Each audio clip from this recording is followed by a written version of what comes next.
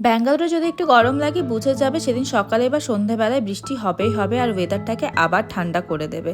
গাড়িটাকে আজকে সার্ভিস সেন্টারে নিয়ে যেতেই হতো, যতই পরিষ্কার করা হোক দুদিন পর পর গাড়িটা একদম ধুলো হয়ে যায়, দেখতে পাচ্ছ একদম সাদা হয়ে গেছে।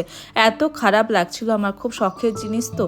সার্ভিস সেন্টারে গাড়িটাকে রেখে অটো ধরে বাড়ি এলাম, আর বাড়ি আস্তে আস্তে অনেকটা টাইম লেগে গেছিলো, তাই আমরা ব্রেকফাস্টটা রাস্তাতেই করে নিয়েছিলাম। ইডলি ধোসা নিয়ে দুজনে হাফ হাফ খেয়ে নিলাম। অন্যান্য উল্টোপাল্টা খাওয়ার থেকে আমাদের এরকম খাবারগুলো খেতেই বেশি ভালো লাগে। খাওয়া দাওয়ার সাথে সাথে আবার ফোন এলো যে সার্ভিসিং হয়ে গেছে, তাই দুজনে মিলে আবার চলে গেলাম।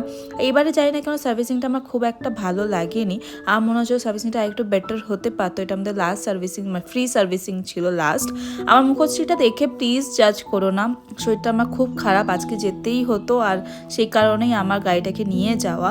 জ্বর সর্দি হয়ে শরীরটা খুব দুর্বল হয়ে গেছে, কিন্তু সুদীপ আমার অনেক খেয়াল রাখছে, আশা করি তাড়াতাড়ি ঠিক হয়ে যাব। আর তোমার সাথে ভালোভাবে আবার নেক্সট ভিডিওতে দেখা হবে।